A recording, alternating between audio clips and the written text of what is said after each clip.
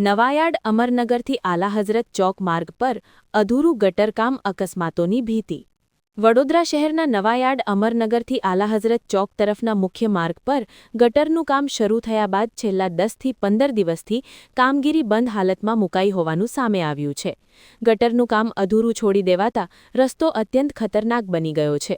અધૂરા કામના કારણે રસ્તા પર ખાડા અને અવરોધો ઊભા થતાં વારંવાર અકસ્માતોના બનાવો સામે આવી રહ્યા છે. ખાસ કરીને ટુ વ્હીલર ચાલકો વાહન પરથી પડી જતા હોવાના બનાવો વધ્યા છે, જેના સીસીટીવી ફૂટેજ સોશિયલ મીડિયામાં વાયરલ થયા છે. રસ્તાની ખરાબ સ્થિતિને કારણે સ્થાનિક નાગરિકો તથા વાહન ચાલકોને આવન-જાવનમાં ભારે મુશ્કેલીનો સામનો કરવો પડી રહ્યો છે. રાત્રિના સમયે અકસ્માતની સંભાવના વધુ વધી રહી છે. આ સમગ્ર મામલે સ્થાનિકોમાં ભારે રોષ ફેલાયો છે. લોકો તાત્કાલિક ગટરનું કામ પૂર્ણ કરવામાં આવે તેમજ રસ્તા પર જરૂરી સુરક્ષા વ્યવસ્થા કરવામાં આવે તેવી માંગ કરી રહ્યા છે. ઉલ્લેખનીય છે કે થોડા દિવસ અગાઉ માંજલપુર વિસ્તારમાં ખુલ્લી ગટરમાં પડી જતા એક યુવકનું મોત થયું હતું.